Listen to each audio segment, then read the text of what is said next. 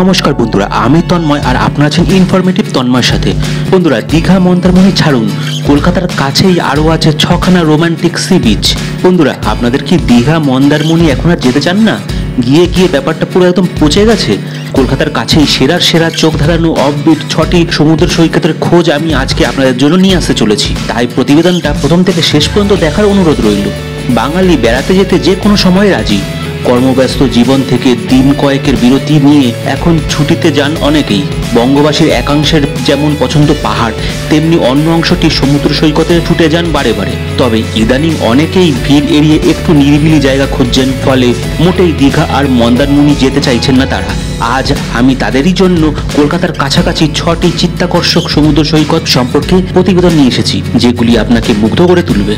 প্রথম যে সি বিচটার কথা আমি আপনাদেরকে এখন বলবো সেটা হলো জুনপুট। জুনপুট বহু বছর ধরে মানুষের পছন্দের তালিকায় থাকলেও এখনও তেমন আনাগোনা নেই মানুষের এখানে। ফলে কোলাহলমুক্ত পরিবেশে সমুদ্র পাড়ের আনন্দ নিতে চাইলে যেতে পারেন জুনপুট। নিরিবিলি এই নির্জন সমুদ্র তট আপনাকে দারুণ এক রিফ্রেশমেন্ট দেবে। পূর্ব মেদিনীপুরের কাঁথি শহরের খুব কাছেই আছে জুনপুট। কলকাতা থেকে জুনপুটের দূরত্ব মাত্র 160 কিলোমিটারের মতো। পূর্ব মেদিনীপুরের কাঁথি থেকে জুনপুট কম বেশি 10 কিলোমিটার। এবার দ্বিতীয় যে সি বিচটার কথা আমি আপনাদেরকে বলতে চলেছি সেটা হলো দক্ষিণ পুরুষোত্তম সি বিচ। নিরিবিলিতে দুদিন কাটাতে পূর্ব মেদিনীপুরের এই সমুদ্র সৈকতটি জুড়ি মেলা ভার। এখনো অনেক পর্যটকের কাছে এই স্পটটি অজানা, তাই এখানে খুব বেশি হোটেল এখনো গড়ে ওঠেনি। তবে বেশ কয়েকটি ছোট হোটেল এবং ব্যাকপ্যাকার্সের টেন্ট ক্যাম্পের ব্যবস্থা এখানে রয়েছে। ব্যাকপ্যাকার্স টেন্ট ক্যাম্পে খাওয়া দাওয়ার ভালোই বন্দোবস্ত এখানে আছে। দুপুরেও ভুরি ভোজের পরে সন্ধ্যায় ক্যাম্পে থাকে বনফায়ারের ব্যবস্থা। ব্যাকপ্যাকার্স ক্যাম্পে 4 বেলা থাকা খাওয়া সমেত মাথা পিছু খরচ মাত্র 1,500 টাকার মতোই আছে এখানে। 3 নম্বর যে সি বিচটার কথা আমি বলবো পশ্চিমবঙ্গের বুকে, সেটা হলো মৌসুনী দ্বীপ। কলকাতা থেকে এই দ্বীপটির দূরত্ব প্রায় 120 কিলোমিটারের মতো। একেবারেই নিরিবিলি এই সৈকতে চাইলে নিজের গাড়িতেও আপনি যেতে পারেন। ট্রেনে যেতে হলে নামখানা পৌঁছাতে হবে আপনাকে, সেখান থেকে টোটো ধরে যেতে হবে। তারপর নৌকা করে পৌঁছে যাবেন মৌসুনী দ্বীপে। এখানে একাধিক পকেট ফ্রেন্ডলি ক্যাম্প রয়েছে। ক্যাম্পগুলিতে 4 বেলা থাকা খাওয়া সমেত মাথাপিছু খরচ 1200 টাকা থেকে 1500 টাকার মধ্যে।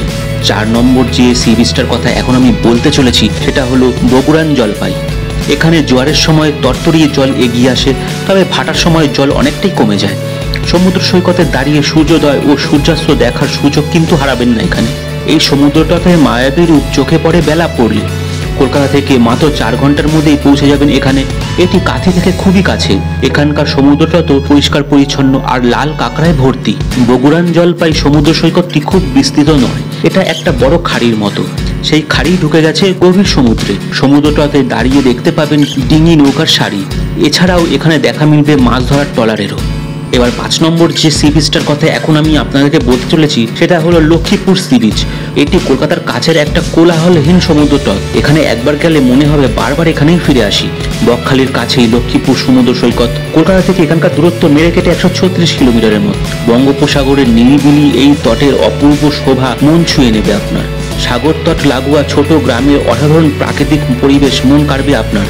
বকখালি সি বিচ থেকে পায়ে হেঁটে মাত্র 20 মিনিট গেলেই পড়বে এই লক্ষ্মীপুর সমুদ্র সৈকত। অনেকেই এই সি বিচকে মিনি গোয়াও বলে থাকেন। সৈকতের গা ঘেঁষে থাকা বড় উইন্ড মিল নজর কাড়বে আপনার। এবার সর্বশেষ অর্থাৎ 6 নম্বর যে সমুদ্র সৈকতটার কথা এখন আমি আপনাদেরকে বলবো সেটা হলো বাকিপুট। বিস্তৃত সাগর তটের গা ঘেঁষে সারি ঝাউ গাছ। মূলত সমুদ্রটাই এখানে চলে আসেন পর্যটকরা। ঝাউবনে দিনভর পাখির কলকাকলি গোটা পরিবেশেই একটা দারুণ মাদকতা এনে দেয়।